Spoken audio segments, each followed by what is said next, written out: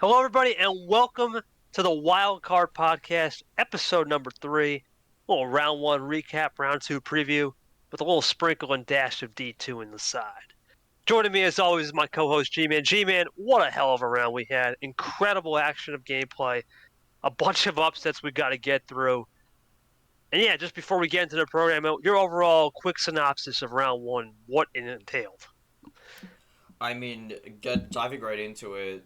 Before we begin, we'd like to thank Cody Lamas for giving us some updated graphics for the podcast for our YouTube viewers. I know before it was just the Discord overlay, but now we got a little bit extra. We got the socials in the bottom left corner, so you can go follow those if you have the time or you have those platforms. And we got our sponsors below us. But once again, thank you, Cody Lamas, for the updated graphics. But yeah, we'll dive into round one here. Interesting round. I think there was a lot of different things to look over. There was crazy upsets. There was a little controversy. There was quite a bit of great gameplay, and on the other end of the coin, bad gameplay. But overall, this was a gigantic bag of everything for this first round, and its march was never truer in any other place. So Yeah, it really was opening a bag of Skittles, G, and picking out any Skittles out of the bag because there was a bunch of colorful upsets and colorful gameplay. Let's get right to it, G, though. How about that champ region? The first match, what about that world champ? Diego Yepes still remains true, 4-2 over Leah. My thoughts on this one, I'll start with kind of rotate with thoughts. I'll go with the first game here. Leah really gave Yepes the game. You look at the stat sheet, and you want to go to the stat sheets too. There was only 2 comebacks, G, in 2024 so far, and that was Yepes with his 25-card game comeback in Game 2. I think Yepes really thrived off of non-chaos in a way. When he got a lot of cards, you would think that would be chaos, but he stayed cool, composed, to show a different side of Yepes' composure we hadn't seen. He's publicly stated he's not that good against the, I guess you would say higher seeds, not lower seeds, because lower seeds is 1, 2, 3. I like to view him as high seed, 16 seed. And he showed that he's a world champ for a reason. Nothing but respect. Got the job done for 2, and he moved on. I think that's what you had to do, especially as we continue to talk about the chaos that unfolded. That was pretty cut and dry. Any thoughts on Yepes, Leah? I think for where Leah was put, I think Leah actually played quite well. I personally don't think after that performance Leah was someone who should have been on the 16 line in my opinion. But yeah, it's just the experience wins out there. Yepes had the game under control and he was able to win in a solid 4-2. But I wouldn't count Leah out for next tournament. They definitely showed some good stuff. I could see them making somewhat of a run, maybe to possibly as far as Sweet 16. But we'll have to see. But yeah, Yepes is moving on to this first matchup. So far a clean start. Yeah, clean start. We're still going to stick with that champ region. We move right over that 8-9, the toss-up matchup, and once again, even though Zay won, this was a game where it's just another dominant game in terms of just hands. We're going to see a lot of that. Zay had a lot of dominant hands. Payne was just a little bit off on composure. Just didn't seem like he was at his standard that most people would see. You look at Zay. I know he's got that Zay-bow going. Likes those rainbow strats. Yepes likes the light switches.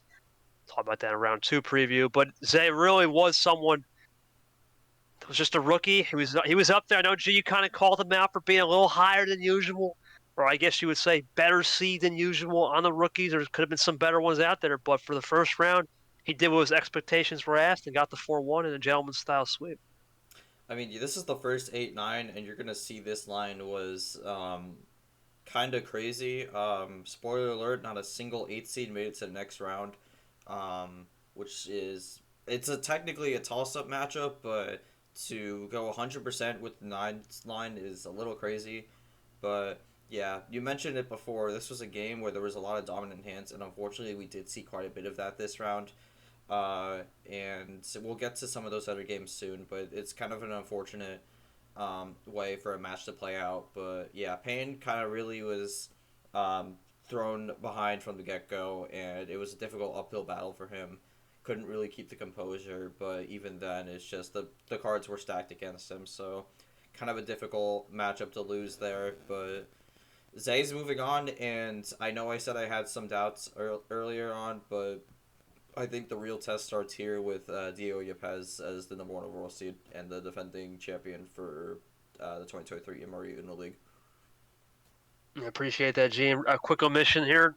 Yepes and Leah did make it onto the longest series sheet, which we'll have a lot to talk about that a little bit later, G. But Oh, 1 hour 6 minutes is just a measly got on the board. Nothing to scare anybody at the top for sure. All right, moving on to the next match. G, this one was a match that a lot of people said would be stylistic. Turner only got it done 4-3. A lot of concerns here with Turner. You're down 3-2 to Pac, as the nickname goes. And at one point, I thought it was over. The way Pat Johnson was playing those first 6 games, it really felt like it shouldn't have been 7. Turner got the job done, but I'm going to be honest with you, Jay. I'm still seeing the old Turner from last year. I saw maybe minimal evolution to no evolution at all, and that scares me for round 2. And for Pac, I mean, it's the same story. Just can't close it out for sure. Your thoughts on that one? Interesting 4-3. Our first game 7. yeah, I mean, I think there was mistakes across the board in this matchup from what I saw. And again, you mentioned it. Turner's got some concerns going into this next round. Not a lot of evolution. We know we call it the Turner dry style, which unfortunately Turner has not really changed much, and it could cause some significant issues going to this next round.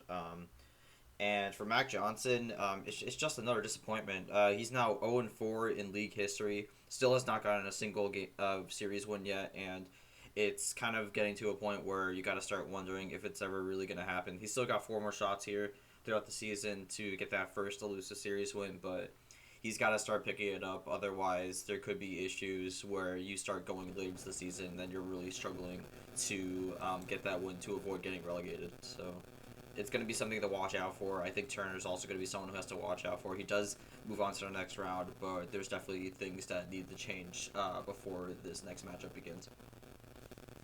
Yeah, there definitely are some flaws in the game. We do apologize if you hear any static on G's mic. We will fix that when we can for sure. All right, real quick, G, we move on to the next matchup, which was the other one in this pod of the 4-13, 5-12 on Sean Ard. What can you say, G? Straight dominance from Ard. There's not really much. I wasn't here for a lot of it, but he had a really good, cool defensive power play on game 3. I believe it was a yellow skip into a yellow skip. He did a yellow skip draw, I think, and then into a yellow skip. Sanford told me. It was really cool. You know, I'll hold my hand up. I thought this would be a good match. This was one of our first of the 4 sweeps this round. Ard looks good, man. He had a lot of evolution. Real played like Caesar, and he played a little bit like you. Towards the end of the last year, it seems to be a little bit of a progression. And he goes up to a favorable matchup next round. We'll get to that in a little bit. But just your thoughts on Ard and proving the haters wrong, because he seems to make a statement early. Okay, before we begin, I'm just making sure this static's not going crazy because I don't want this having an issue throughout the entire thing because then that's not great. 'Cause I can't hear it on my end, but I know it's been an issue, so I'm hopefully that's not becoming much of an issue now.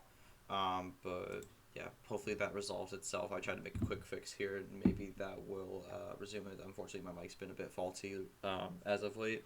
But anyways, yeah. Ard definitely had a dominant win here, but I honestly think Allen made a lot of mistakes and really just kind of felt lost at times. It was a disappointing showing, and that 4-0 sweep is going to sting going into the next tournament. But Ard with a good start so far. If he can keep up the way he's playing, then I think he has a good shot to go far. But he's got to keep it up. He can't let off the gas now. So he's got Turner up next, and again we have another player who seems to be making a lot of mistakes in this first round. So Ard might be able to take advantage of that and possibly get into the Sweet 16 here to start off the season. Very well for Ard. Congratulations. And we'll see, we had a depleted legend class, and we'll talk about that in a minute. He's 1 of 3 legends remaining. But let's get to the next matchup. This was an interesting matchup on a Monday afternoon. Had to be a little bit rescheduled, disjointed because of some things that popped up on my end. Sanford Cologne, really great job for Charles Sanford. He used his pace management, had a great job of color effectiveness. He really was efficient on the color effectiveness and really iced Cologne when he needed to. Cologne had a lot of answers for Sanford, but unfortunately those answers were too middle of the game, not the end to close out games. and just a little bit too many errors on the Uno calls for Cologne. He'll learn, he'll get better, but too much Charles Sanford on this one. Got the job done for the master class and moved on. I don't got much here. Just Charles Sanford being Charles Sanford in round one. Classic for sure. G, thoughts on this one? I don't know. Yeah, I think it's another matchup where the person who ended up on the losing side was just making a lot of mistakes and just really didn't have much of a game plan. I mean, you mentioned it before. Cologne did have answers to stop Sanford from getting game wins at times, but that was it. It just stopped. It wasn't developing to turn around the game for him. He was just delaying the inevitable. So, not the best strategy to go with. He'll hopefully learn and use this time in between tournaments to improve his gameplay and whatnot, but not the greatest for his showing, but there is some potential there. But yeah, Sanford just kind of had a bit of a walk in the park, really. I apologize. I just wanted to make sure if there's any stats that we missed, but don't believe there's anything at all. Actually, I'm sorry, there is. Sanford did actually hit the 1 hour mark. Want to make that a mission? He did hit the 1 hour mark. Then, the new rule is if you hit an hour mark, the minimum is one you get on the sheet. So congratulations to Sanford. He was the last match to get on that sheet. So there you go. Just wanted to make sure we get that mission out of the way. But let's move over from Sanford to oh boy, this match. Bowtie Rider. Gee, I don't know if you were here for this one, but this one was sloppy all around. A lot of Uno play, XY card. You can't play that card here. Austin Riders drawing a +4 blue. A lot of mental errors. This one was not a good match in terms of the fan experience. But Bowtie really just figured out a way to beat Austin Riders by making the least mistakes on this one. That's what you got to do in round one. Sometimes the least mistakes prevails, and the most mistakes will knock you out early and send you home fishing. But for Bowtie, it'll be an interesting match against Sanford. We'll get to that in a little bit. I think he did a better job just staying cool and making less mistakes. There's not much to say. This one was more of a slugfest for not the right reasons. Just thoughts on this one, G, was kind of a tough one to really analyze for sure. Yeah, I mean, this was one of the few matchups I didn't really get a full look through, to be honest. But from what I saw, it was just kind of all over the place. Rogers, I think, was hoping for a better start to this season, and unfortunately didn't quite get it there. Still has some things he needs to improve on, and Bowtie did get the win there, but again, he's kind of in a similar situation to Turner. I think there's things that need to change, otherwise I don't think he's going to be staying very long in this tournament. This will be an interesting one, too, to see how Bowtie and Sanford will go in round two. Let's see what Austin Riders can do. He's had a couple tough losses, G, and this one and his famous one to Clint. He got to step it up. We go from an interesting game to, I don't know what happened here. Clay and Brando. Brando up 2-0, forgets a call out in game three. How to say Uno had, I would say, probably the most dominant hands I've ever seen. +2, +4, +2, +4. Wow. He had it. The first 3 games was all his to lose, and he lost game 3. And that was the difference. Clay was playing with literally both hands without him. He was playing both hands tied behind his back. He had no hands in that game. Somehow found a way in 7 and showed why, you know what, G, maybe he has a chance to make Super League this year and really have a little bit of a stake to say that resiliency comes into play. Whereas a lot of these players didn't have that credential in the round one. He had that resiliency, which is key. Talk to me through about Clay and Brando and why Clay could shock you. I mean, you mentioned Super League. I did pick at the beginning of the season that Clay was going to make Super League, and I mean, this resilience in the comeback here was, I think, something that backed up that. I think out of everyone here, besides maybe Yepes, I think Clay Wolf has the most momentum going into this tournament with that insane run in the final tournament of last year. To barely missed out on Super League, he's definitely looking to redeem himself, and again, he still has that momentum. I think he could really run far with it, and in my opinion, I think it could lead to a head-on collision with the two guys who I think have the most momentum into this tournament. It's going to be an interesting one to see what Clay can do. I think for Clay, you got to look at this and say, hey, you know what? Take it as a second chance, man. Really do, because you don't get many second chances when both your hands are tied behind your back. Well, we go from dominant hands to just absolute pure domination. This one, G, I was here. This is the first game that happened in the league, and excluding the waiver day, which was Eli. Sets just dominated. There's nothing to say. Logan was lost. In my humble, honest opinion, I don't know where Logan could have did much because Seth just seemed to be a bullet coming down, speeding, and he was down the tracks pretty quick. Once he got, was it 3-1? I kind of knew it was inevitable. He got the job done with a power play to finish the job. I don't know if you were here for this game specifically, but it was a bullet fest all Seth all day. Thoughts on Seth? And congratulations to Seth and Zay, man. Their first career series wins. And Seth had that incredible 1 hour 16 match with Fitzwater last September. He got it home. So congratulations to Seth one more time for sure. Yeah, I mean, I think from last season, Seth didn't win that match against Fitzy, and I think that did sting a bit, but I think Seth really has learned in the offseason about what he could do to improve his gameplay, and that definitely showed. They're absolutely dominating 4-1 victory there. Seth has a good shot here, and he's going to go up against Clay Wolf in this next round. That's going to be an interesting matchup to watch out for, but Seth's the contender, and you definitely got to watch out for him. On the other end, the Logan just seemed a bit lost, but I do think with time, Logan can improve his gameplay, and we'll see where that takes him. But yeah, not the greatest showing, but again, I think I said it before with Payne or Cologne. There's definitely room to grow. All right, well, that's going to conclude that nice champ region, G. Final thoughts on it? Pretty much chalk region. I mean, you look at it, only the 9 seed won. That can be either way. It was pretty much chalk. We're going to have a 1-9, 4-5, 2-7, 3-6. Seems normal, man. Just your thoughts on this overall, the region, before we get to round 2 preview a little later for this region. Man, I honestly wish that some of these other regions were as calm as this, because some of these got a little too chaotic. But yeah, I mean, the most normal region out of all four that we're starting off with, but from this point forward, things are going to get a little hectic. Yeah, well, speaking of hectic, let's get right into it. And gee, this was probably one of two that really broke a lot of people's hearts, especially the CPU and a lot of fans' hearts, because Varigo lost. Let me explain this matchup because it was a interesting one. So for those of you who don't know, Varigo was the Super League runner-up. Everyone thought this would be a cakewalk. Well, this turned into a bloodbath. This was not a cakewalk. It was an hour 12-minute series, which made the sheet, and it was just seemed like really, really effectively. Gold just was getting almost washed into this slower style that wasn't leading to runs. It was almost leading to hesitation. And what M did was use effective pace management and really got to Gold's head of, you know what?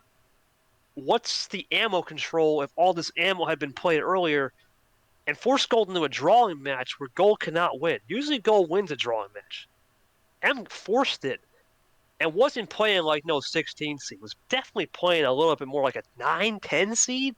It almost felt like a 1-9 game, almost like a second round game for M. And Gold just got put in his place.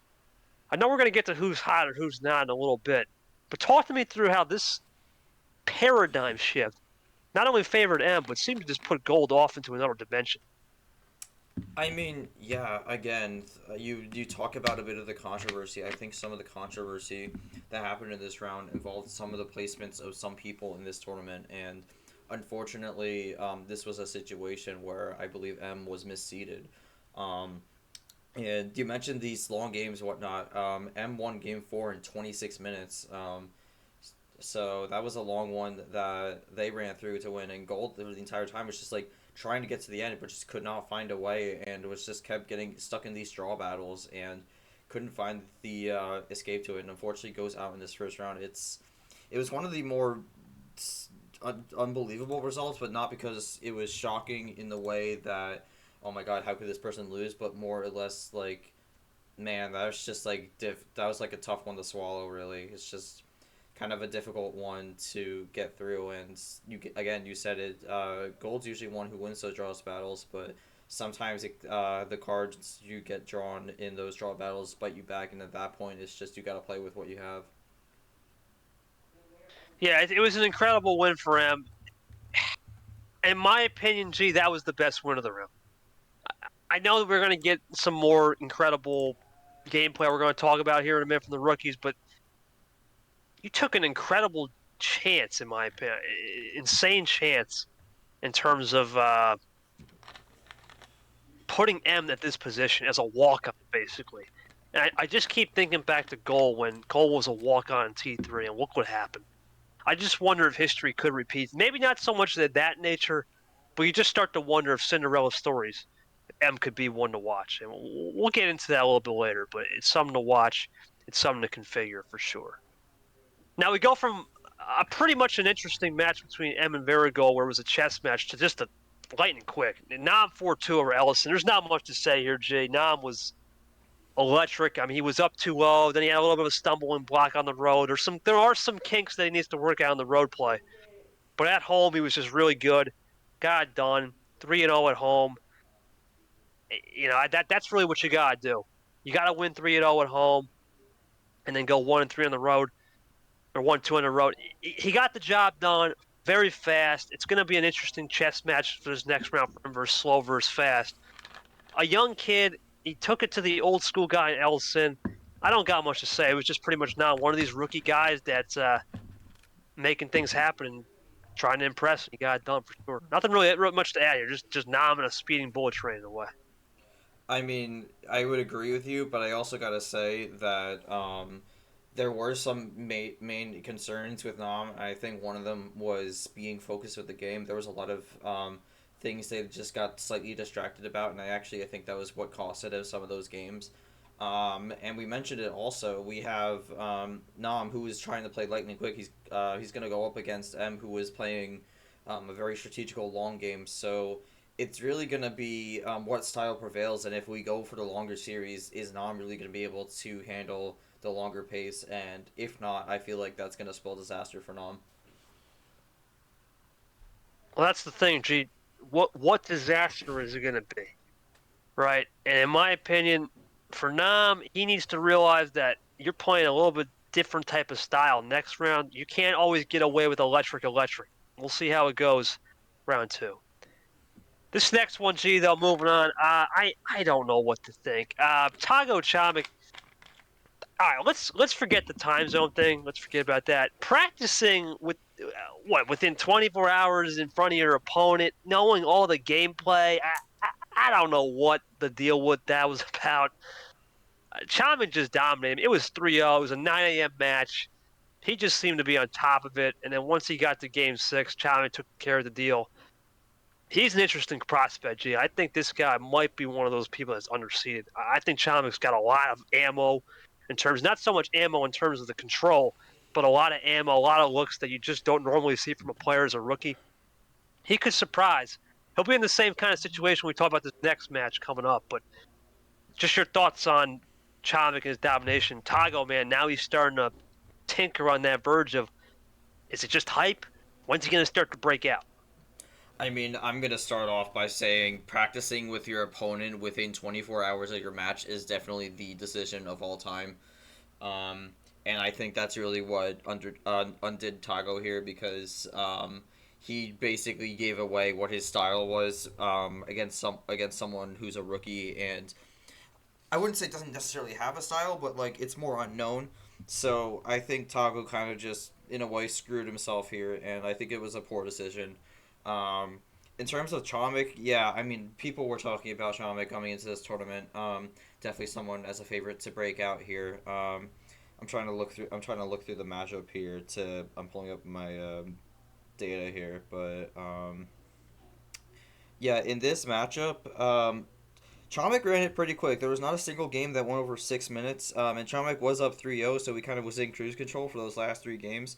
But it's going to be interesting to see how Chomik brings it to Sam England, which we'll get to in a second, who played a very long game, to say the least. But it's going to be interesting to see how Chomik ends up dealing with that. And for Tago, I think it's just about not beating yourself before the game's even started. Like, I don't think he should be practicing with the opponent 24 hours beforehand. I think that's just silly. It's like if the 49ers decided to have a scrimmage game with the Chiefs before the Super Bowl. Like, it's silly.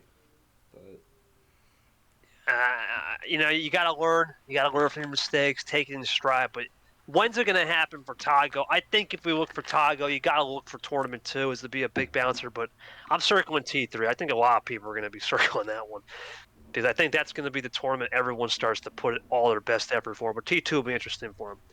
Well, you just alluded to it, G. What a What a classic 2 hours, 17-minute battle this one. What a classic. 3-1. Dark is having his way. England's making some of the most ridiculous mistakes known to man in games 1 and 2. There's no way anything can go possibly wrong.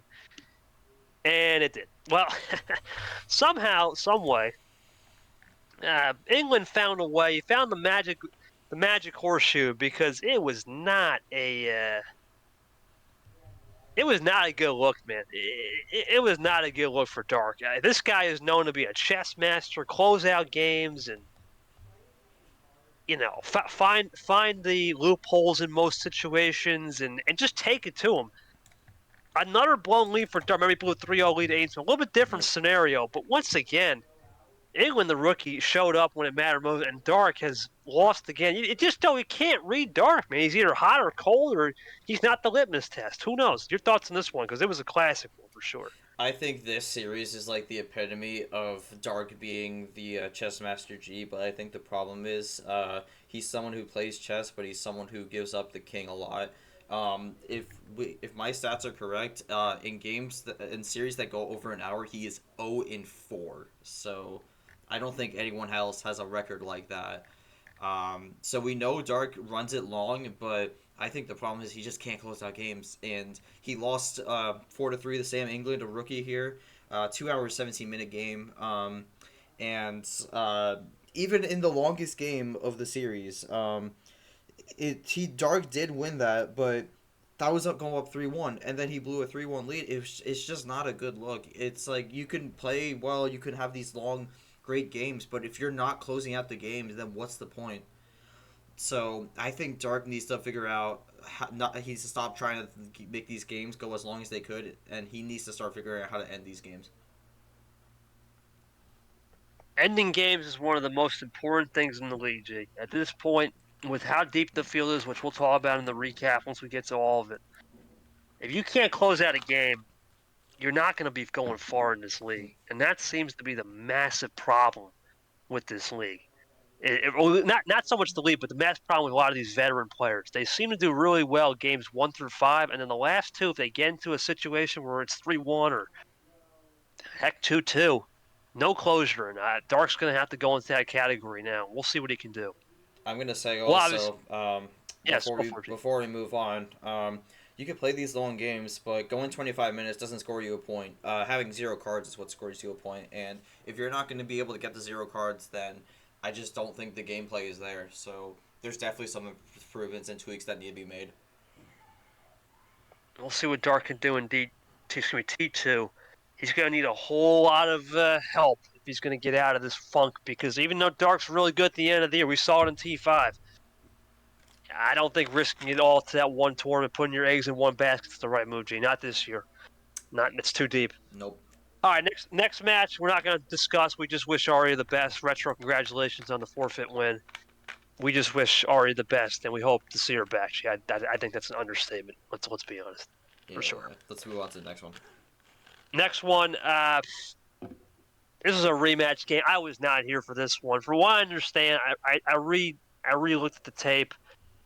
Zach was really good with ammo control when he had the cards, but once again, similar story to Dark for Zach. I feel like this time it's just he doesn't have enough of the non-hands, right? The games where he's not getting the hands. It's just the same story. Can't close it out. Does a great job stalling the game a little bit. But Larahuo in a rematch from last year just took advantage, and that's what it's going to take. You can't close out one game or two. Momentum flips. It's all Larahuo. Big win for him. Thoughts on this one? You streamed this one. I did stream this one, and I think really what it boiled down to was after game 1 was done, it was all Larahuo. Larahuo won 3 straight, made it 3-1. Zach won back in game 5, but by that point it was too late, and it was a 4-2 victory. Zach at times he felt a bit lost out there sometimes, which is a bit concerning. He's been here all 5 tournaments, but with that loss, it's I believe he's now at a 2-6 record, which isn't the best thing when you've been in every tournament, but I think there's gonna have to be a deeper dive reflection on what Zach needs to do to fix his gameplay, because he just lost in a rematch here, which in my opinion, I think the rematch is more important than the initial match. So he's gonna have to do some thinking here on what he can do to improve his gameplay. But on the other hand, Laura definitely it wasn't restricted to the first match, but definitely got the VOD review there, understood what they needed to do to win, and they got the job done. So they're going to be moving on to the next round against Retro. Congratulations to Larry Huo too. He's a sophomore, new, fresh. God, you gotta think he might be one to watch too as a potential dark horse, especially in this region where we lost that number 1 seed. And in a way, lost a 2 seed, even though it wasn't a loss, just lost in general. So we'll see how it goes. Which means, Eli controls the cards in this region, and Oh boy. I'm gonna be honest with you, G. I don't like what I'm not looking forward to seeing him. NZM is a great. I love the kid, but to say that was the best career Uno he's played, it feels like blowing smoke to me. G. This was all Eli. There's not much to say here. It just seemed like Eli had the control, and he had the pace. He had the whatever the heck game 1 was. He dropped back to 20 cards. I don't know if he did it. He said he did it intentionally and made the board. I don't know if that's true, but that's what he told us. Made the board and still won. This was all Eli. I got nothing to say. Ed needs to improve. That's all I got. I mean, it's crazy because I don't have a lot to say about Eli. I think Eli just took advantage of what the situation was and just pulled through. I feel like most veterans in this league would be able to do that. But with Ziemba, I mean, I said it after the game. If he doesn't change the way he plays, and if that's the best he's got, I mean, he is for sure one of my early picks to getting demoted to D2 once the season comes to an end. So Ziemba really needs to start picking it up here. He's now 0-5 in the league, still does not have a single series win, and it's not looking good right now. It was not. It was very poor gameplay. Maybe had 1 or 2 solid plays, but that's not going to win you a series. No, it's not going to win you a series, and it's not going to put you in a position to even sniff the mid pack. It's one thing to sniff the top, G. To sniff the mid pack, I don't know. Well, we'll see how he goes for Ed. He needs definitely a rework for sure, an evolution style. This next one, G, I was not here for this at all. I only watched minimal tape. I'm going to kind of give you this one because Brian Bolton was, oh, God. It was something else. I'm giving this one to you, G. I don't have much to say on this one. This was interesting. I mean, this was a game, to say the least. Brian was definitely getting annoyed with these longer games. He wanted things to go quick, and when things were not going quick, he was getting annoyed. So I think that's already showing his hand on things he doesn't want. And I think that's a substantial problem for him. As for Bolton, I think this could have been a better debut for him. He did have some solid plays, but overall a lot of mistakes made, and unfortunately lost the game to Brian, who was at one point also said, I'd rather lose to have this done with instead of win and go for 50 minutes. So it's not a great look for Brian. Brian is the one who ends up moving on here, but it's not really looking good. He's got to get some composure fixes before he has any chance of making a deep run. Yeah, Brian and Eli will be the next match, and we're Retro Lair who for scores at home. My overall thoughts in this Golden Region, well, we lost the Gold Master, and then you lose Aria. It's kind of a wide open horse race now, Jay. There's no telling what's going to happen. I can't really say the winner of M and Nam or Cham and England are going to win the region because it's hard to read. I feel like they could all beat up each other. All I know is when we talk about Eli, it's opportunity central for him. I think him and I would almost want to throw in whoever wins Retro Lair or Huo too. Opportunity central. Someone's going to strike big and make a regional final out of that pod. It should be fun to watch. We'll get more to that in a round 2 preview. We go to the next matchup, G. This is your favorite one, G. You sniffing this one, G. Oh, don't remind me. KT Rad. Playtime over. Oh man. I was here. This one, you poke the bear. You're gonna. You can't trash talk yourself into a. I don't even know how to describe it. I don't know. Just I guess trying to give me more cards was his only move. I don't have much to say. It just looked like a KT was on cruise control mode, and that was the second sweep of the round. Your thoughts on this one? You streamed it, and it was a hard one to watch. All right, KT. Now's the time where I like to introduce my very new segment called Congratulations, this was the worst match of the round, and you get the great honor of having the first official Gman's worst match of the round. So, clap it up for KT there. But yeah, this was really bad. It's just a whole disaster, a bunch of composure issues, a bunch of nonsense. Playtime's over got dry within two sayings of it. Like, if you want to make a catchphrase for yourself, go ahead, but you got to make it at least make sense. You can't just say that after a 3 card run. It's just that's not how it works. It's a complete disaster of a game. One that I will be thankful that we move on from, and I don't have much to say besides that was terrible. I would not recommend watching that. Like, if we had to give a star rating, that's like a quarter of a star would be generous, but yeah, let's just move on quickly. We're going to move on from that. Yeah, it was kind of a PTSD. And we go from one of the interesting games to the Gamblers Classic, G. Gambling Classic between Acosta and Fitzy. How about that? The second 2-hour and 17-minute game. This game had everything. You not only had a 2-hour, 17-minute game, we had one game in this. Same with Dark in England. They had a 38-minute game, or Dark one. Costa won a 46-minute game 3. It felt like I was watching a roulette table, G, go around and around, because the amount of gambles on the color switches at Uno, which is a rare thing to do, it probably exceeded over 15 times. Just your thoughts on that and the craziness that was Fitzy Acosta. I actually have a lot of similar critiques for Fitzy as I did with Dark Rain. Fitzy's record on these hour-long plus games is a little better. It's 1-3, but that's still not very good. Again, I think it really just comes down to, are you able to finish these games? But Fitzy was not able to in that longest series of the match. Acosta was the one who won in 46 minutes. So really, I think it's just another issue here where Fitzy and Dark, I think, are kind of similar players where, like, they could play long, but, like, if your card count is not 0, then what's the point there? You're not getting any points for that. So I think Fitzwater's another person who needs to take a step back and really rethink his strategy here, because if he keeps going on the way he could have as much great plays and great ices as he wants, but if he can't get that card count to 0, then that's just not going to mean anything. So I think Fitzwater really needs to take a step back and reevaluate what his game plan is going forward. Yeah, and for Fitzwater, everyone wanted that Fitzy KT special. Didn't happen. I always look for Fitzwater, in my humble opinion, G. When's the time to say Fitzwater's the man versus when Fitzwater's the hype train? Because the hype train's big, but the results aren't there. You're going to start to wonder, when does that end and when that talk ends for Fitzwater? He needs something good.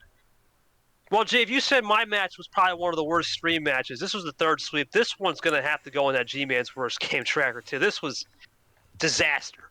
4-0 DJ. Lane was saying mid-game, I have too many cards, too many complete issues that were just out of control. I don't know what to think about this. DJ is now 7-0 lifetime against Lane. This is a blacklisted game. That's all I got. DJ all day. Thoughts on this one quickly, because this was a joke. All right, so the beautiful thing about this matchup was I think it happened at 9 a.m., so I was not awake for this, and I was glad I did not get to see it. But not a great game overall. Sanders with a lot of composure issues. Curtis just pretty much walked in, did the job, and walked out. But yeah, it was not a great match. Again, I don't have much to say. I didn't watch this one. I'm probably thankful I didn't, but another sweep here. Sanders is now confirmed a monkey situation with a former player here, but it's not great. We're just gonna move on here. I don't really got much to say. Now we're moving right along because that was just wasn't it. We move along from that to unfortunately, G, another game where another one I wanted to forget. Ian Smith, I wouldn't say this one was horrible, but it wasn't great, but it wasn't horrible.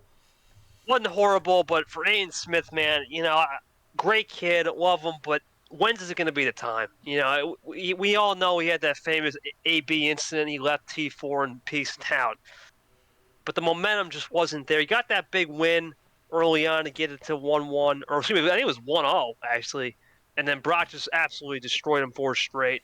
I think Brock's someone to watch more. I think it's not even on 8. I think Brock, the rookie, is looking really good. He could be someone to watch. What do you think, G? You had him as a big Rookie of the Year contender. I had him as my Rookie of the Year, and I think this matchup proved it. Aiden Smith is now 2-5 with a DQ win throughout his league career, and unfortunately, it's another loss here and not looking great. William Brock, though, did great the entire match. Didn't really see any issues with the gameplay, and I think he's really set himself up as a dark horse contender for this tournament. And honestly, that would be someone I would watch out for the remainder of March Madness here. You always can never count Brock, man. Even though he's a rookie by nature, his veteran traits are definitely showing. I think him and DJ, old school matchup, that should be a fun one. Well, this one, G, is going to have a big asterisk.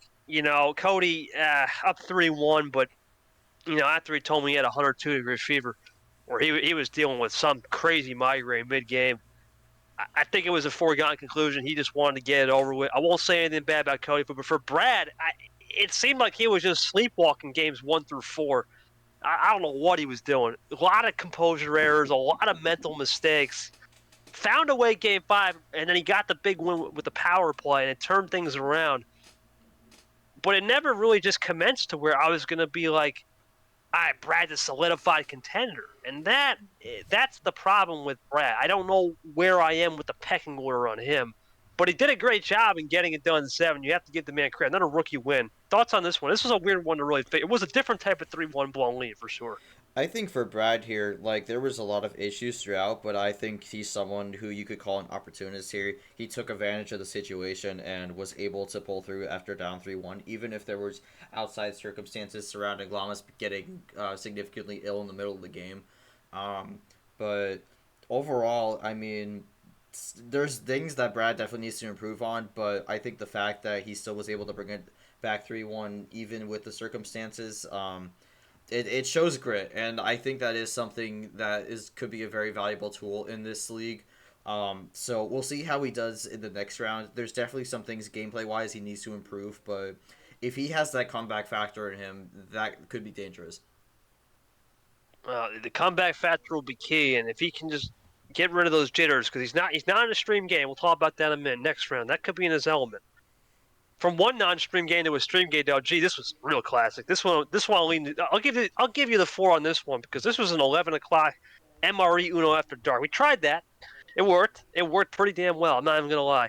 Drip Stingray, talk to me about this one, G. I have a lot of things to say about this match, but I want to give the 4 to you since you streamed this one.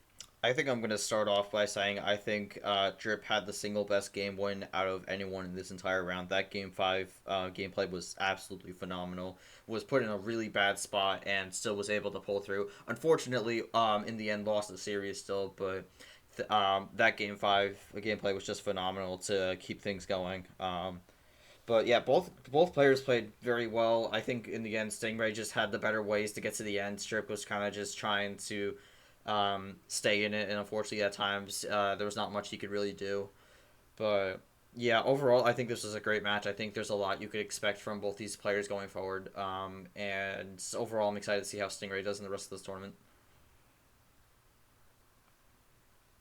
Yep, just want to make sure if there was any stats, but we're good. Yeah, you look for, actually Cody and Brad were 1 hour and 10 minutes. Want to catch the fans up at home on that.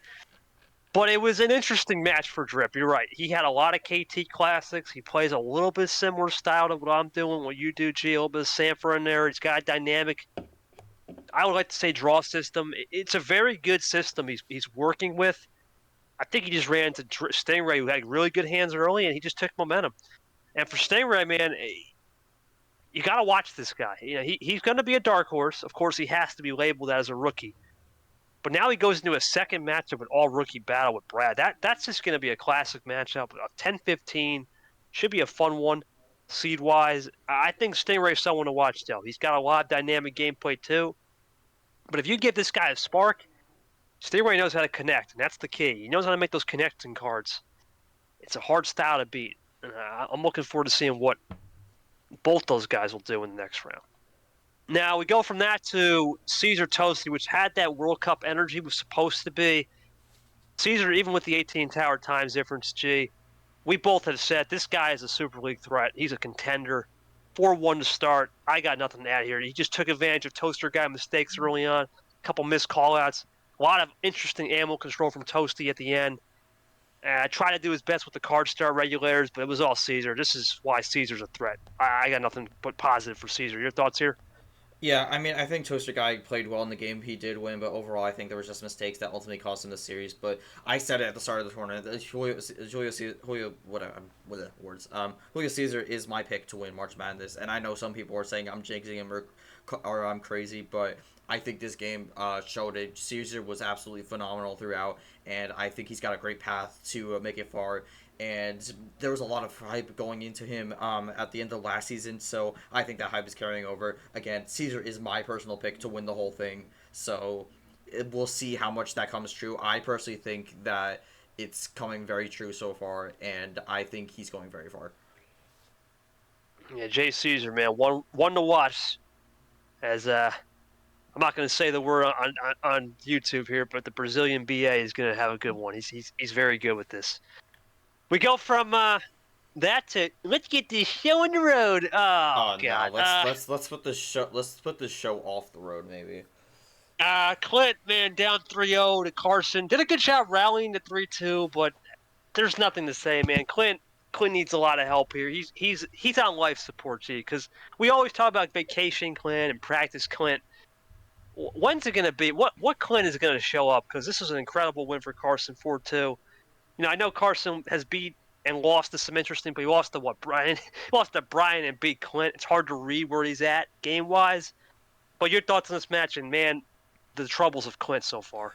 Well, Clint was down 3-0 in this matchup. He did bring two back, but I mean, he was just out of it from the start. And you did mention with all these characters like Practice Clint and Vacation Clint, it kind of reminds me of like McFoley with Mankind, Dude Love, all that stuff. But I think the important thing to realize with all that, no matter who it is, it's still Clint, and we definitely see that. So I think there's going to be some serious changes that need to happen for Clint if he wants to make a deep run.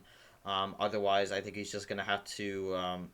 He's just going to still be with Clint Green, and it's going to be one of those characters that is more there for the comedy rather than the competition. Booyah! Well, let's hopefully he doesn't booyah himself in the D2, because that's something that we have to look into relegation. Overall, my thoughts in this region, Jay. A lot of old school names in this region. It really is. You got Caesar, myself, Acosta, DJ, Brock. And then you got the outliers of Brad, Stingray, and Carl. A lot of old school names. The old head runs this league. We'll see if it's going to be the old heads or the new heads that take it to the semifinals. We'll find out regional semis. It's going to be an interesting one. I think I still control the cards, but there's a lot of hype around Caesar. I think that's going to be the dynamic. What can Caesar and I do to set the pace? And that will determine who gets in the region. And we go to the last region, G. Oh, jeez. This was the chaos region. There's nothing to say. Let's start with Peter O'Plant. When you give a 0.1% chance to win, you're supposed to take that 0.1 and just throw it out the trash if you're Peter. I don't know what happened with PO, man. The post office box, the gangster, number efficiency was great, but other than that, it was one-tier dimensional Uno, and I think LePlant just took advantage of mistakes. Yeah. I mean, you say PO, I'd say he played like BO. It was not good. It wasn't good. He's a Super League player. I know we had him on the list of potential guys to fall out of Super League this year. I think he was. No, I think you had Lamas off. I had Lamas off, but I considered Onjak as well. Peter needs a lot of a wake up. He needs a wake up call. For Austin LaPlante, great job, but I feel like Peter lost this more than LaPlante won. Is that a fair assessment, G? I would fully agree with that. Your thoughts, G, on this one? Just your thoughts overall on Peter and LaPlante defying the odds. I mean, LaPlante just closed the deal. That's really all that it came down to. I think LaPlante made a lot of mistakes throughout, but it ended up not costing him. And Onjak just... This is a guy who was the winner of this tournament last year and just complete 180 from last year. And it's really disappointing start to see. So we're going to have to see what Onjak brings for these remaining tournaments. But if it's something like this, it's not looking good. And if it keeps up, then you got real concerns of possible relegation, which would be crazy. But yeah, Onjak needs to fix a lot, and he needs to find that spark he had last year in March because he has not seen it since. Yeah, it's been an unfortunate tale for Peter. The one thing he does have going for him, in my humble opinion, is when Peter Anjay gets behind sometimes. We saw when he was, in week 1 or 2 in Super League, he was really bad, and then he turned it up against Gold. He finds that spark when he's in a pressure moment, and when he needs to find those pressure moments, he usually strikes a little bit, strikes a chord. Let's see if he strikes a chord again in round 2, in tournament 2 actually. But this next one, another game 7, back-to-back game 7s here. MGR, I was going into this broadcast, so he didn't practice the power play in the offseason, and little did I know that would be the costly mistake, because he had a double red finish, doesn't use the power play. Kev wins. I feel like MGR lost it more than Kev won. This was a case of Kev was playing a little bit more composed, and MGR, the moment got too big for him in game 7, for sure, and he lost. Thoughts on this one? MGR had it in his hands. He had the tools, all the tools he needed to win. He had the win right in his hands, and he just simply gave it away. And that's really all it is. You gotta use all the tools that are given to you, and if you don't, you're just setting yourself up for failure. MGR played solid throughout, but that one mistake is just gonna cost him. It could haunt him because who knows how far he could have ran with this tournament. But Kev's the one who ends up advancing. Kev, the guy who almost didn't come back this season, but does end up coming back, gets a great win here.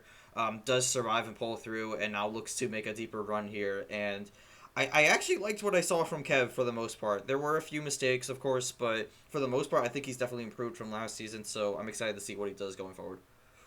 Yeah, Kev definitely deserved that after the whatever that was at the end of last year against that one game he had. We're not going to discuss it, but he needed a little bit of a confidence booster.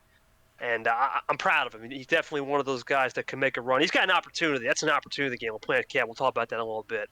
From Kev is opportunity, one more thing. Also, Kev is also an official emoji in the server, so that's another accomplishment he gets from this round. yep, we added Kev. We added myself with the wild card. Clint got his own Clint Green. There's a couple other ones we'll talk about. Wild card's got one, so we look forward to talking about that as the series goes on, as the year goes on. But we go from opportunity to G to scary looking rookie right here. We talked about Yoshi in non-clutch situations, top 5 player. That's been put to bed now. Abiyan showed up. He took care of business. He opened the door and cracked Yoshi in half. I like Yoshi, great kid, but Abiyan was just, I think, one of those underseeded guys. Should have been a little higher and took good care of it. It was a weird series, a lot of road wins, and then finally Abiyan clutched up at home in Game 6. But just your thoughts on Abiyan being excessively good on the road and just playing to his standard. He wants to set the pace, and Yoshi in a non-clutch situation losing. I mean, I didn't watch this game in full, but I do remember Yoshi commenting post game that there were some mistakes he made that he kind of regret, and I do think, from what I heard, he took it a bit hard, which I mean, it shows you how much March means to some of these people. But Avian with a great rookie debut, definitely is a force to contend with, and I think he played pretty solid and definitely used the cards to his advantage. And overall, I think it's going to be someone to watch out for going forward. But overall, a great first impression. Yeah, just looking at some stats too. One thing about Abiyan, you got to look. He's got that 12-hour time zone difference. We're not going to use that as an excuse, but that was a game at night, so he had to go up early for that, and he still adapted to that like a pro. So shout out to Abiyan, first career series win. We're going to say a lot of first career wins, but congratulations to him. Did a great job. Well, we go from a fairly disappointing round in Yoshi to probably the biggest disappointment of the veterans. Ghost was hyped up to be a potential 15, 14 seed in Super League. It didn't look like anything of that. Nick just took him to school. I wasn't here for a lot of it, but it seems like Nick took him to school, and I don't know what happened with Ghost, man. He just fell off a cliff. It was not the same Ghost when he beat that one specific guy that started with T last year. To this Ghost is just different. He needs a wake-up call quick, for sure. I think the real problem is the more time goes along and the more these games go through, it feels like that win gets chalked up more to just being a fluke, which I don't think Ghost wants. He definitely has that win to his caliber, and he wants to be able to back it up, but unfortunately he's just done none of that so far. I think one of the biggest disappointments of this round easily.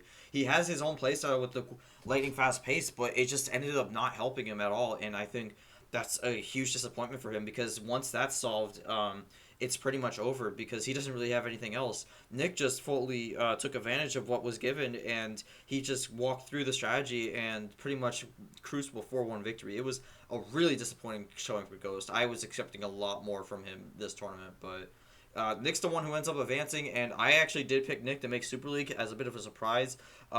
We might see how it works. Nick's definitely had made a presence for himself already with the Knicksburg Steelers and some of his predictions, but yeah, it's going to be interesting to see 13-12 Nick Abion. It's going to be interesting to see. And also, another thing to note, so far we've seen 4 straight upsets, and when we get to these next 2, which I have a lot to say about this pod, boy. you're gonna see it keep going. All right, well, we kind of alluded to it. Give me a good matchup, Nick Gabion. I'm not going to say anything here because I want G-Man to have the 4. G-Cap, let's go to G first. I'm not even going to say anything. G, 4's yours on this one. This is actually going to be the one time I do this. I'm actually going to combine both these games in this pod. It's going to be me and Captain and then H and Ashley.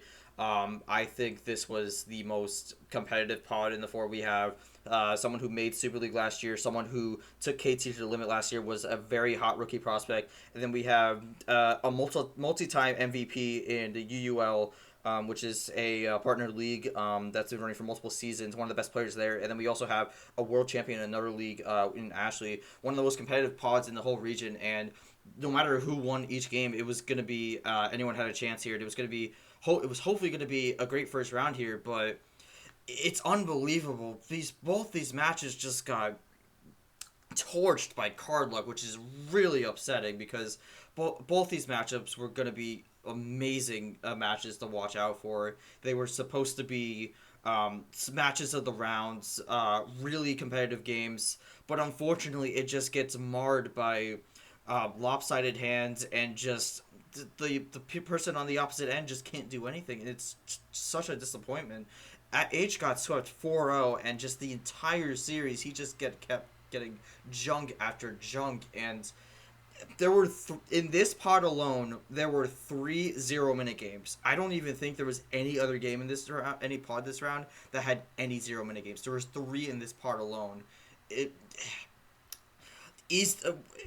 I talk about disappointments in players. I think this was the biggest disappointment in this round, and it's not even to the fault of any players. I don't even think any player in this pod played bad. I think everyone was playing with the best that they had, and it's just it happens sometimes. Sometimes the card luck just gets in the way, but it sucks, man, because this was set up to be such a good pod, and unfortunately gets marred by card luck. Captain beats G-Man 4-2. Ashley beats H 4-0. It just sucks, man. This could have been so much more, but unfortunately, the game said no, and it's truly a disappointment.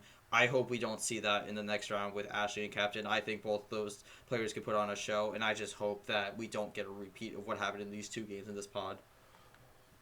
Yeah, I'll have my thoughts on this. We'll start with the Ash game. It was only 19 minutes. That was the best 19 minutes of UNO I've ever seen. In terms of just from a pure rookie standpoint, supposed rookies, they don't play like rookies. H is a sophomore. I'm sorry, that's an omission. But the way Ashley commanded the cards and used the mind game to say I was rusty, and the way H was trying everything, he did some great reverse combos to try to get out of the colors, and it felt like H had the Clay syndrome where he was getting the bad hands. The only difference was you get bad hands like that and 3+4s in Ashley, you're going to lose because Ashley knows how to close it out. It was just a case of low card starts, too. Ashley was really good in the low starts. H was good in the low starts, too. It's just Ashley won it and prevailed. For your game, G, I think it was the case when Cap went to 5 cards. It changed the momentum. And it's one of the things about your rule and our rule we set. Card start, right? It's a beautiful thing. Yep. Because if you like low card starts, you can do that as long as you don't win on them, right? And there's nothing you can do about that. It's unfortunate that you were out. I had you making it. I believe I had you losing, I think, round 2 to add H win the whole region. That didn't happen.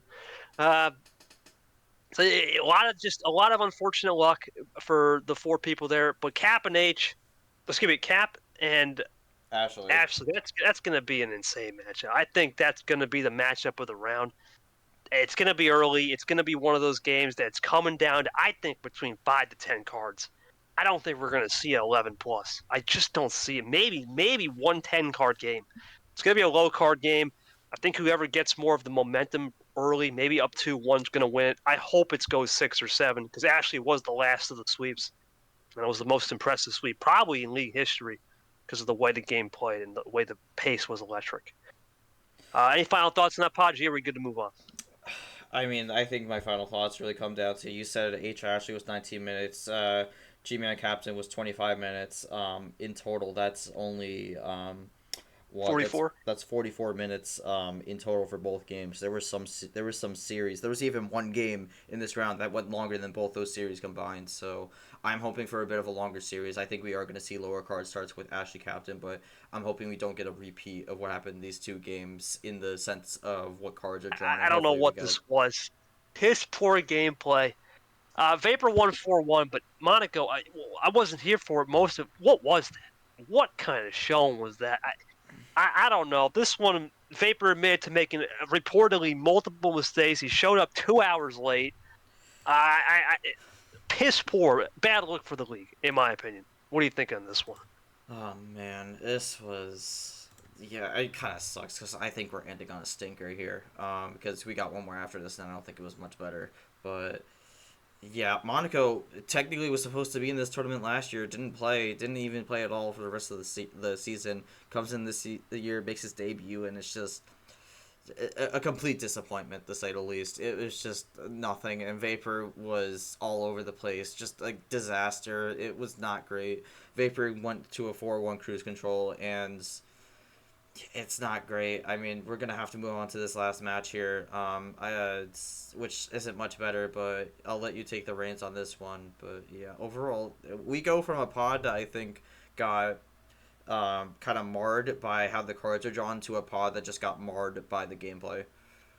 Yeah, and this last Monkey Myth. This was supposedly the meme game. Yeah, it lived up to it. There was a lot of weird errors. Myth with a couple missed power plays. Monkey was, I saying some random stuff during the game. We had thoughts of motivational speeches that thankfully didn't come around. Not good gameplay. This is not good, and I look at this and I just wonder what Vapor versus Monkey's going to be. I have very interesting thoughts on that when we get to round 2, but all I know is that's an opportunity game for. If you don't win that game, you just lost an opportunity, G.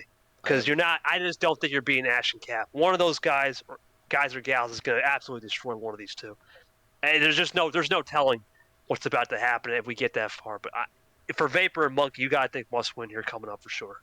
I mean, yeah, at this point you got to win that. But going back to specifically Monkey Myth, Monkey kind of just went through with what it had. But then Myth is now 1-6 in this league. That is the worst record out of everyone who's played in every tournament. So it's not looking good for Myth. He was hoping to get a rebound here. Just does not do that. Had a chance, and it's looking bad for Myth. He's already on that list of people who are looking at early relegation here. Yeah, and he was supposed to be in D2, but some things came up. And my thoughts on this region, Jay, I'm going to save this one for the with predictions because this is a cracked out region. There is a lot of stuff that happened that it's opportunity central, but when you look at it, you look at the grand scope, you almost got to look at it's like a sandwich. The buns are kind of odd, but the meat in the sandwich is really good. So we're going to find out what that meat in the sandwich can bring to the round 2 because I think that's where the winner is going to come from in terms of the regional final. But that's it for D1, topic 1. We're going to move on to topic 1.5. We're going to call this segment D2 with G. G, I'm going to take a little pit stop myself here, get freshened up. I'm going to let you have 10 minutes, 5 to 10 minutes to the floor, and talk about D2. Go for it, G. All you. All right, sounds good. But yeah, I'd like to take this time to give a bit of a spotlight to some of our D2 players here. I'm not sure when this episode's going to release, but upcoming, starting today on the 23rd when we're recording this, through the 25th, we got the weekend of D2 here for their round of 16 in the February flurry. So a lot of D2 action there that either already happened or is happening right now. So make sure you check that out. But I just pulled up 3 games I'd like to bring up to the podcast, give some highlights to, and we're going to start off with 32-1. Not really something you see in the league, but the thing about the first tournament here, and this was prevalent in March Madness last year, you kind of really don't know what you're going to get. And I think we definitely saw that here. Nick Breeding, who wasn't really able to get a test, was one of the last few people to join. Takes out the number one seed for this first D2 tournament in Jackson in a sweep, nonetheless. So Nick Breeding played very well, and definitely showed a lot of great potential going into the future. Definitely someone you got to watch out for to get possibly promoted for the 2025 season. And overall, a really great performance from Nick Breeding there. That's someone I'd like to give some props to. Jackson with a bit of a disappointing performance, but again, you got multiple tournaments to work with. They will learn from that as they go along. D2 is the place, the learning grounds in a way to improve your gameplay. And then these next two matchups that I have, both great matchups, I think matches of the round. We got the French Retta, because there's actually two Rettas. One's from Lebanon, one's from France. So we got the French Retta, who is also a number one seed, who beat Mark in a 3-2. Phenomenal series all around. Mark definitely showed he was better than what his seed was given, and he's definitely looking to get a better run or a better seed in the next tournament, which he likely will. But it was a great series all around, great back and forth, a lot of action throughout, and overall a lot of great gameplay. And I think it shows that these are two players that are possible stars in the bright future, and people you got to watch out for as the season goes along.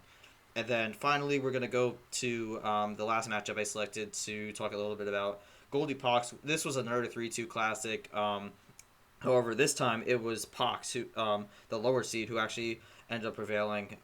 This was another back and forth, but Pox was able to use a lot of his color switches and runs, and in the end was able to take advantage of the situation and was able to pull through.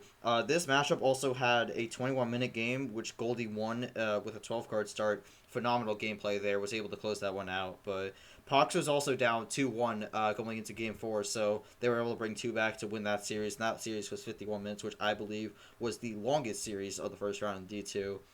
But it was great stuff from both players, and I think both have a lot of potential going forward. But again, this segment was just to highlight a little bit about D2 because we want to give those guys some credit. We know D1's the main stars and whatnot, but D2 is kind of like the Xfinity. It's the rising stars, people tomorrow. You got to watch out for them. But overall, some great stuff in this first round. We saw a lot of great this first round. We saw a lot of great stuff in the first round of the first tournament for D2, and some interesting tidbits. The infamous 3-line curse almost happened again in the first tournament.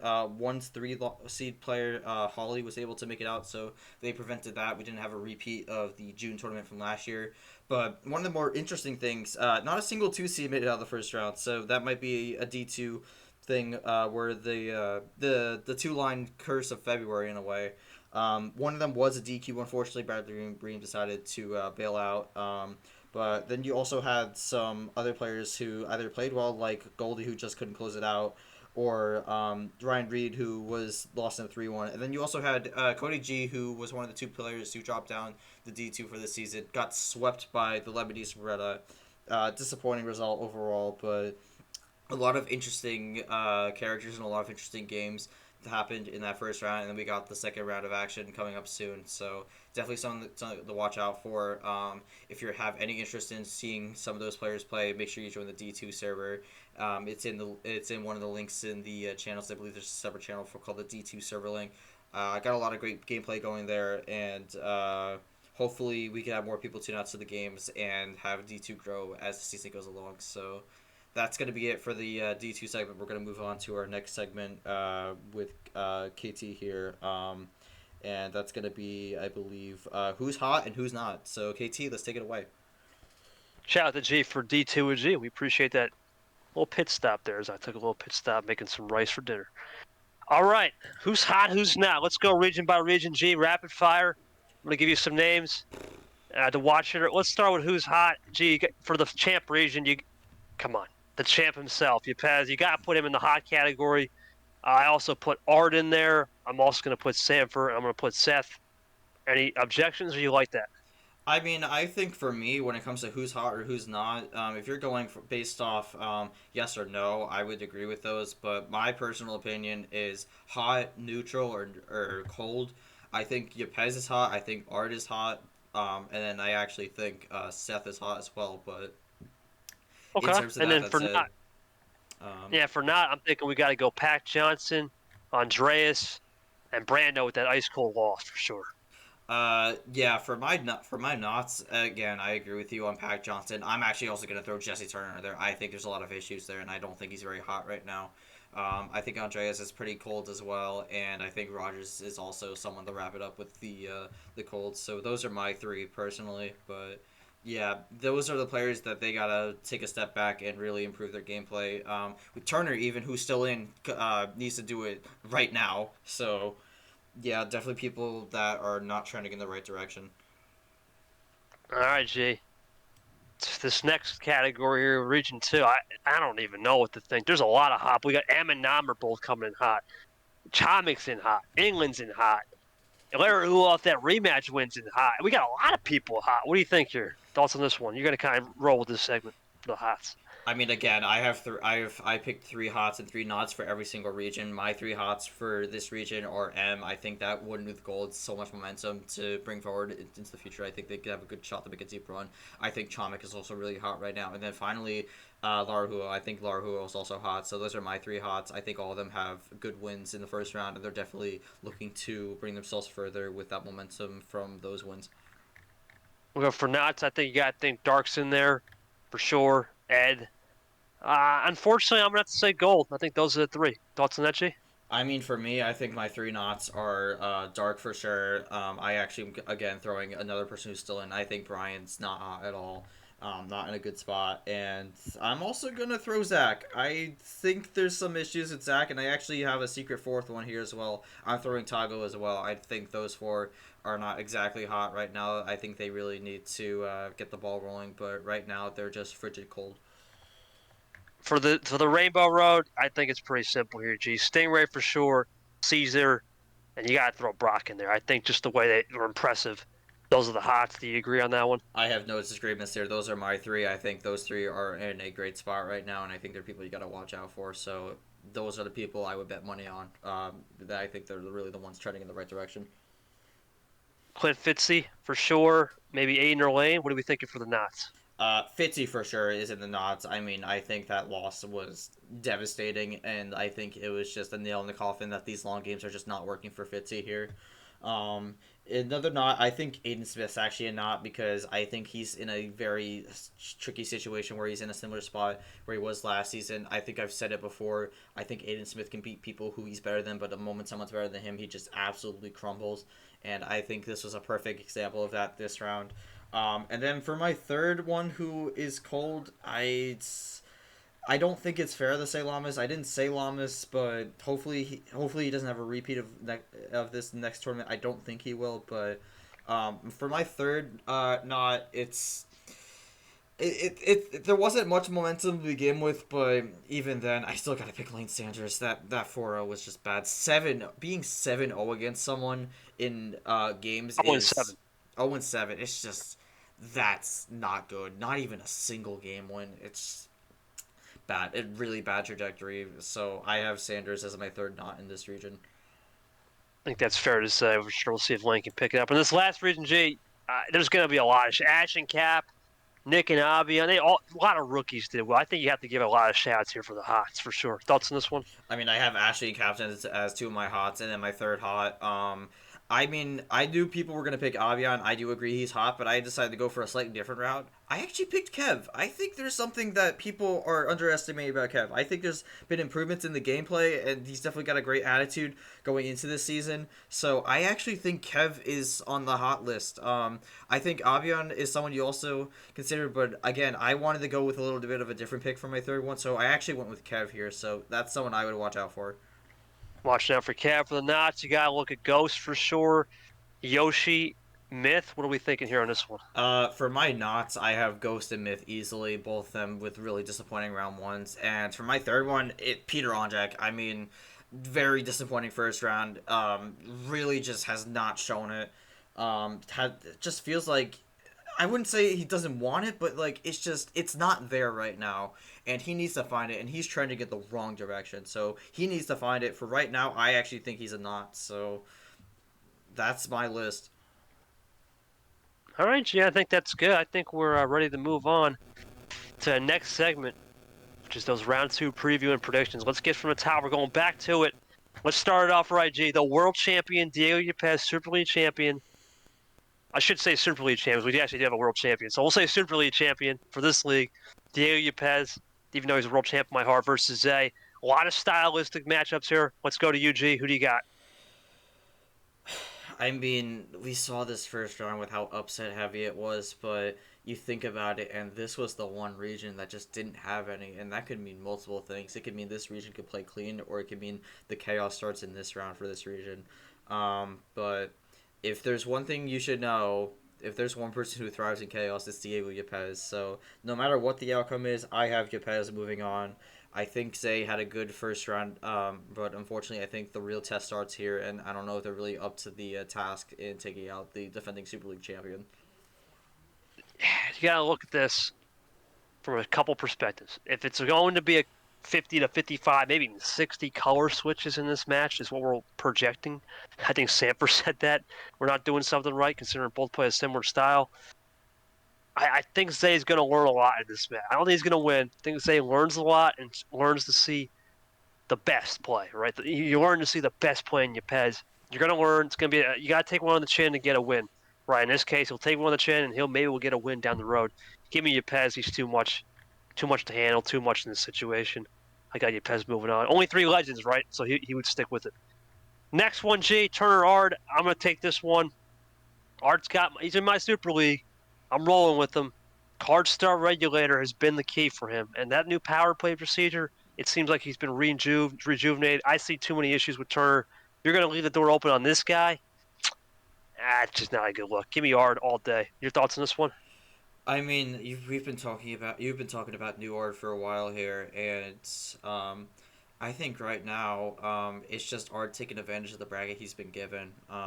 Allen with a really disappointing first round, Turner who's all over the place and making many mistakes. I have Ard winning this, but I think the real test is going to come in this.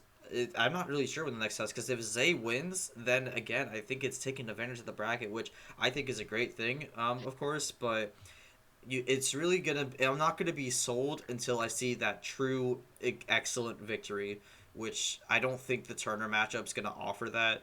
I have Ard moving on, but I'm still waiting for that huge breakout performance from New Art, as you're liking to call it, before I'm sold that he's a huge contender to win this season.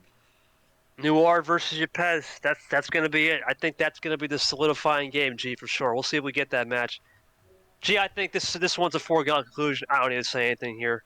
Charles Sanford against Bo. I know Sanford said in the past Bo can give him problems, but this is Charles Sanford in round 2. He's usually one of the best in round 2. He's got great pace management. Overall, he can slow Bo down or he can speed Bo up when he wants.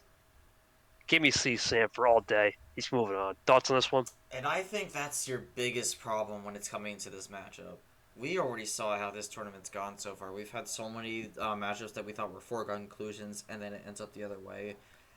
You can't count Bowtie out in this one, and you also say Sanford's good in this second round, but you got to remember in the last tournament before Super League, Sanford dipped in the second round, so not a 100% record here, but it's gonna be interesting. I still have Sanford winning this, but we've seen how this tournament's gone so far.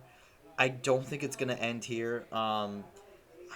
I think Bo's got something he's hiding, and I think it could end up in a shocking result here. I picked Sanford, but I think this is actually an upset alert you gotta watch out for. Yeah, it's a good take, right? You never know. You can never know. But in a region full of chalk, I think the chaos is, if it doesn't happen this round, it's going to happen in the semifinals. I think that's where it's going to start breaking apart. I think that's where the upsets come in.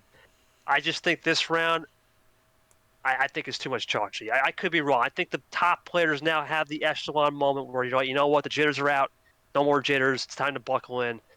But I think if there's one upset, it's going to be right here, Clay Seth. I'm going Clay 4-3. I'm going to stick with it.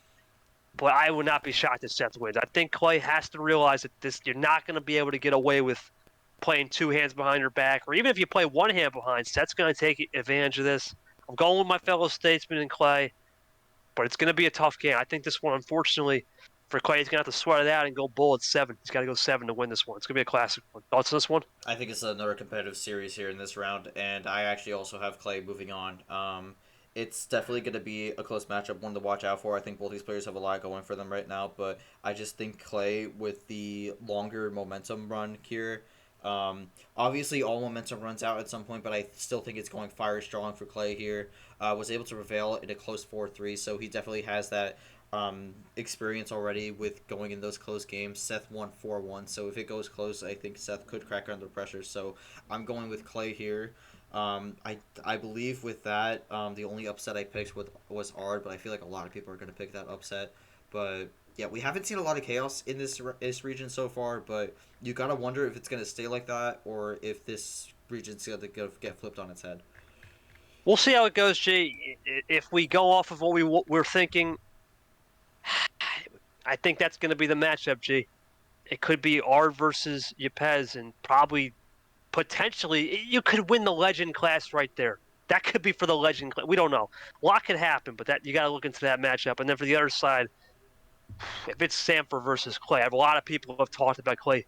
This would be a test for him. It'd be Ard and Clay in tests to see if they're for real with the litmus. Now, this next region, G, I agree with you on this one. Anything can happen here. You can throw up anything. You can hit on 20, and you might get 21 in a blackjack table. That's how crazy this region is. Let's start with M and Nam. I'm going Nam here. I like M. Great friend of mine. Nam's a good buddy. But at the end of the day, you look at this. M plays a little slower. It worked with gold. Can Nam speed up M? I think it will. I think M's going to dominate early. I think it could be a 3-2 M situation. Nam finds a way in 7 and pulls it home with a power play at the end. What's your thoughts? It's going to be a good game. Generational game. Youth versus old. Ex-teacher versus the student. I mean, I said it already. I think with some of the seeds this round, people got misseeded. So I'm looking at that 16 next to M, and I am throwing that away. That does not matter to me anymore. I don't think M's a 16 seed. I think M's just playing on their own line here. And to be honest, I think really what it comes down to is speed over strategy with how long you go with the game. I think in most cases, it ends up where those long games end up being a brick wall to the speedsters, and it's usually those longer games that prevail. And we haven't seen Nam in these long games. He's really only likes going quick. If he goes longer and he starts getting confused and complex with what's going on, I think he just completely fizzles out. And I have M moving on to the next round. I need to see that resilience from Nam. He needs to be able to play more than the fast play style if it's given that situation. No, that's a fair take. Anything can happen in this round. If he can find the resiliency, he will. But if he doesn't, you're right. It could flip. You can't look at that 16 line on M and say, all right, that's confirmed. It's not. It's, in my opinion, it's almost like M and Nam are both 9s. It's almost like a weird 9-on-9 game. It's weird, but we'll see how that one goes. Next one, I know we had a little scheduling mishap earlier, but Chomik England. I don't think you can make as many mistakes with Dark, or as much mistakes when you play Dark, and then you think you can make as many mistakes to play Chomik. Chomik's too much for England. Give me Chomik here. I think he gets it done in 6. I just think England's going to have a lot to learn, but it's a case of he plays really slow. Chomik knows how to bend the pace a little bit, not always play quick, for sure. So give me Chomik. He'll know how to control the pace. What do you think, G? I mean, yeah, I also have Chomik in this one. I think Sam England's going to have to face a test here where it's not going to be someone who wants to play that long game. Chomik's going to probably want to get going from the start here, so he's going to have to adapt to that. And I think Chomik has a lot of hype behind him, and I do think it's real hype. So I do think Chomik ends up getting the win here, and it's going to be an interesting matchup, to say at least. It's one that I'm not really sure what we're going to expect, but I do think Chomik's going to be the one that pulls out with a win here, and I do think he has a good chance to make a deep run in this region. Now, this next one, G, we look forward to seeing the Chomik game. I want to let you have the floor. It's Retro Lara. You have an interesting pick for us. I want to hear this one before I see anything. So give me what your thoughts on this one is. This is an interesting one for you. All right, so this is Retro's debut, technically, because they didn't play in the first round since the Arya DQ, right? We have seen a lot of matchups this round, a lot in this tournament, not this round, where it's just been an upset and it's been unexpected. I think a lot of people are writing off Retro already, even though they have no idea what to expect. I think with how this tournament has played out, I wouldn't be surprised if Retro actually takes this. This is a bit of a risky pick, I will say that, but we don't really know what to expect, and I think that's something that Retro has to use to his advantage. And I don't know if this would be a blowout. I don't know if this would be close, and I think that's the most intriguing part about this. Because I think Laura Hu is hot, but Laura doesn't know what to expect from Retro. Laura at least has played Zack before and was able to get that run back here. This is going to be a completely new opponent here. Laura doesn't really know what to expect here, and Retro might have a little bit more data than Laura would. So I actually have Retro here. It's going to be interesting, but give me the upset here. It's the old adage, G, right? What you're basically trying to say is you don't know what you don't know. Expect the unexpected.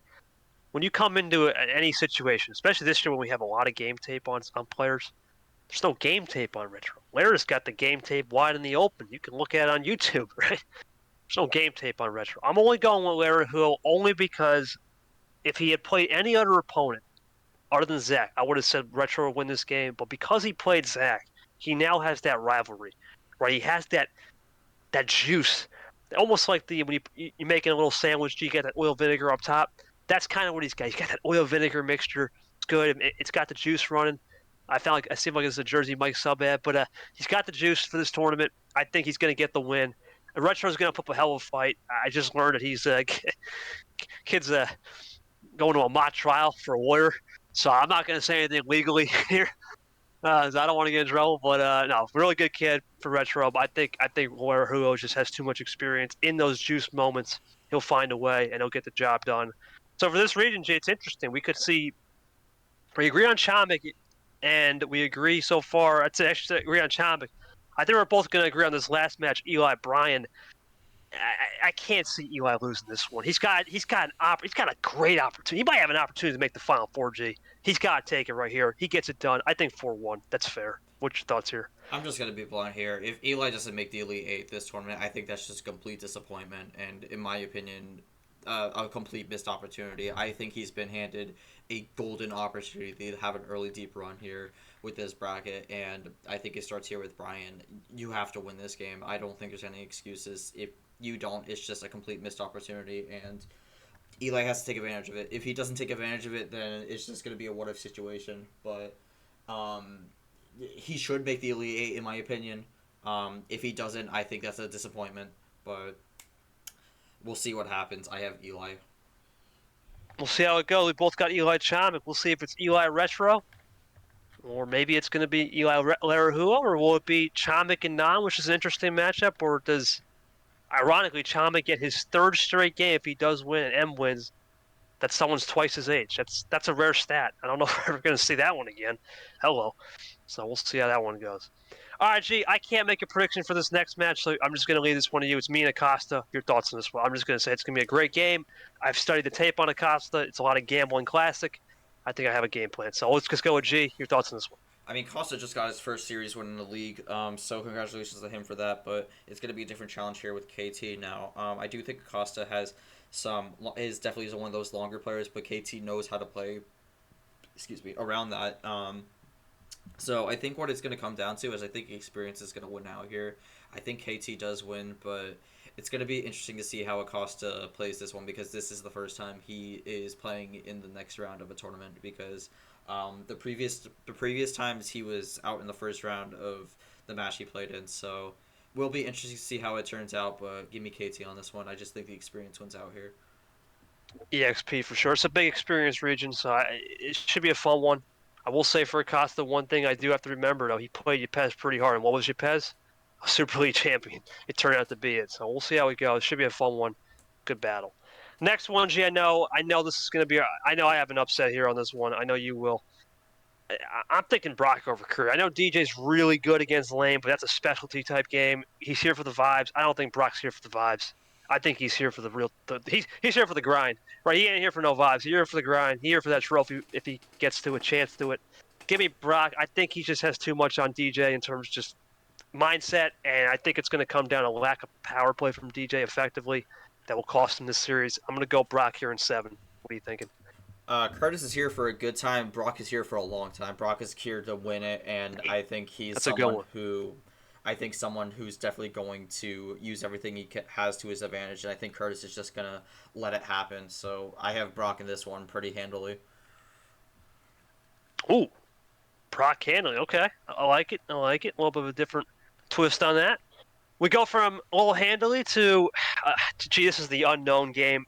Brand Stingray, another Pacific Northwest, another MRE Uno After Dark special about to be cooked up here. I'm going Stingray. I think Brad, you can't make the mistakes like you did against Lamas and expect to get away with it. Stingray just played Drip, who showed him every single damn look in the game, and I think it were effective looks at that. Give me Stingray. I think he has too much momentum. He carries a little bit too much weight on his shoulders at times, and I think that's a good thing, a little chip on his shoulder. Whereas Brad, I think he's going to have too much of a feeling out process game 1, 2, and ultimately that's going to be enough to cost him in games 5 and 6. Stingray in 6. What are you thinking, G?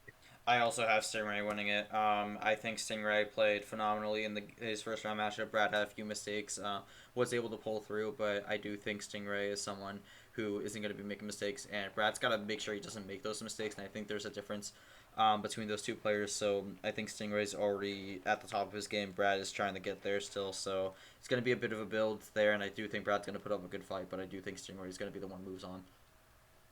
Sting moving on, and that leaves the last matchup, Jay. Well, you already explained that Caesar's winning the whole thing, so you're picking Caesar.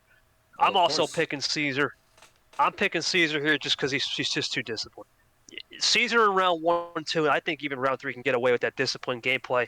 He doesn't need to show us anything that we don't already know till we get to the Elite 8, maybe Final 4. I got Caesar. I think he wins this match, and I could very well see him not only in the Elite 8, but into the Final 4. He's got the momentum right now.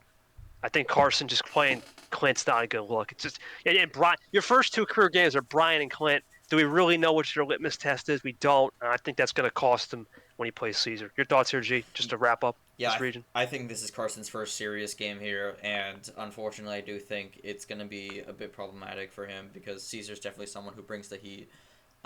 So I don't have much to say. I've already said a lot about why I think Caesar's going to win the whole thing. So, of course, I have Caesar, but it's going to be interesting to see how Carson adjusts to playing a more serious opponent. Well, gee, we go from that. It's a pretty calm region because we're pretty much going to have a KT, Brock, Caesar, Stingray if all goes well. That should be interesting. Now, remember, there's a lot in this region that a lot of people said the Rainbow Road region could be a weak region. I think it's just more of an old school region. The old heads would prevail in this one. We go to the crazy region, Jay, starting with Kevin LaPlante. I'm going to go with LaPlante here. This is a Cinderella story. I think it's good for the league to have it. I think a lot of people are going to go with ALP. I think LaPlante has that litmus test against Peter that he has a little bit more of the looks and number efficiency. I think ALP will get it done. However, I'm going to say this. Kev's going to put up a hell of a fight. They kind of both know each other. This is another old head game. It really belongs in another region, if we're being truly honest. I'm going to say LaPlante in 7 comes down to a power play, but it can go either way. Thoughts on this one? I'm surprised by that because I actually have Kev. I think even though LaPlante got that big win there, there were issues. There were some big issues with LaPlante's gameplay. There was a lot of bad composure, and I think there was a lot of problems when it came to just finishing out games without having big issues in terms of sometimes revealing your hand and whatnot. Kev doesn't do that. I'm not saying Kev's the perfect player. He definitely has some mistakes, but Kev makes sure he corrects those mistakes, and he absolutely is someone who wants to capitalize on those mistakes. I do think Kev, again, has a great attitude, has pretty decent composure, so I actually think Kev's the one who's going to win this one. There's been a lot of people who picked LaPlante, and I just personally don't see it. I think Kev is the one who's actually winning this one, and I could see it going to 6, but I don't see this being a Game 7 situation. All right, that's a fair assessment, though. Like I said, this is going to be a game where least mistakes will determine the game. I mean, that's what it's going to come down to. Who makes the least mistakes? I could see it going either way. I think both people are pretty evenly matched. It's an opportunity region, so you got to win that game for either player. Next one, I think we're going to definitely disagree on because I got Avi on here. I know you got Nick with the Super. I just like this kid, man. I've been to that part of the world, Southeast Asia. Very resourceful people. Yeah, I know he likes to say what's next, but that's just a part of the mind game. I think Avian uses his card resourcefulness a little bit better on the colors. Nick, I don't know if Ghost was the right benchmark for him. I don't know. I wouldn't be surprised if he wins in 7, but I'm going to go Avian here.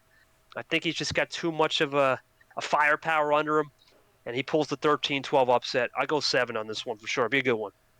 I mean, again, I said at the start of the season, I think there's something that I see in Nick that's interesting and definitely something you got to watch out for, and I do believe we're going to get the full showcase of that there. Pretty handily took out Ghost here, and he's got another challenge here in Avion.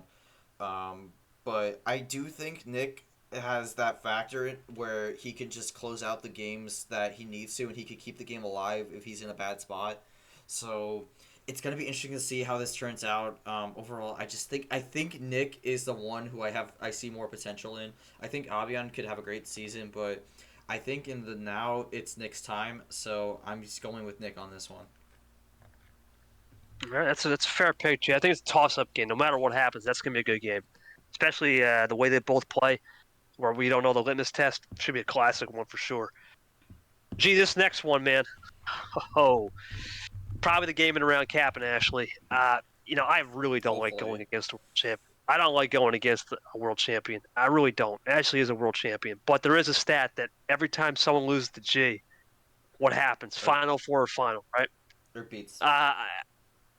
What's that? Or beats G, man. Right. So I'm going Cap here off of history. It's a tough one to call. This is going. I would hope go 7. I'm going to make a bold prediction that this game doesn't see anything over 10 cards. I don't see it happening. I'd be shocked, and it would just not be normal if I saw that.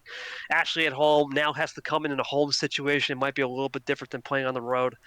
Whereas Cap, in my opinion, he seems to know how to play on the road in a best of 3. He's almost built for that chip on the shoulder with a best of 3 moments. I think it's enough for Cap. He gets it done. It's in 7. It may not even come to a power. It might just come down to a quick run he gets. That's it. It's going to be close. What do you think, G? I mean, yeah, this is definitely going to be a low card start game. I'm hoping it's not a similar situation though what happens for both these players in their previous match, because then I think that would ruin the potential of this game. But again, going back to that stat line, we could just go through the examples. Peter Onjak won March. Cody Lamas made the Final 4 in April. Charles Sanford made the final in June. Diego Yepes won in August, and then you had Clay Wolf who made the final in the September tournament. And if you want to take it even further, the only person that Gman lost to in Super League was Diego Yepes, who ended up winning the whole thing. So the stats are there. The trend is right there. So it's really looking good for Captain here to win this region. The data behind it supports it, and I think overall this is going to be a close match. But if we're going with the trends here, I actually think Captain has to take this. Yeah, I'm going off of history too. I think Cap needs to take this, and no matter what happens, G, I think if everything goes right, the big winner's the fans. This is going to be an absolute war. It's going to be a shootout, and it's going to be a low card shootout, which I think we don't see. We've seen plenty of high card studs, but not low card studs. This should be a fun one. And the last matchup, G, I'm blessing my heart for you because you got to stream this one. Vapor Monkey. I'm going Vapor here. I'm just praying he just solves the mistakes, but I want to make this as an omission though. Monkey's really good in March. March Monkey, it does exist. There's some theory behind it because he had that 13. He almost beat Peter last year. He was up 3-1. March Monkey's good. I think Vapor's going to get it done with the ice cold strats. I think he can rely more on 6 cards in this match. I think he can diversify to maybe 7, 8, maybe even a 10, and that will get him done. But he's going to have to evolve even more. Even if he beats Monkey, he needs to really evolve. If he plays Cap or Ash, I'm going Vapor. It's going to be in 6. But it won't be easy because March Monkey does exist. Your thoughts on this one? I feel like March Monkey exists, but if that weird third chance situation didn't exist, March Monkey wouldn't have been a thing. I think he would have been like 1-5 on the season. So, overall, I think Vapor it just has the better gameplay. I think there's like issues we saw in the first round, and it was just not great from either player. But I think Vapor is the one who just more consistently can put on better gameplay and just close out games better. So I think overall I think it's gonna be Vapor, but I think this is really the match where you just gotta show that you fixed what went wrong in the first round and just make sure you're not gonna get blown out in the Sweet 16.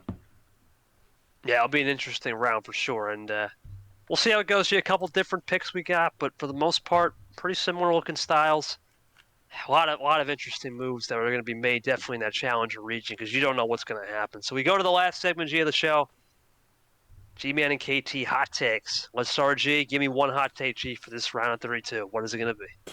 All right, my hot take of the round is that I don't think a single game goes over an hour. I know that's kind of crazy, but something tells me that we're gonna get a bit of a slowdown here.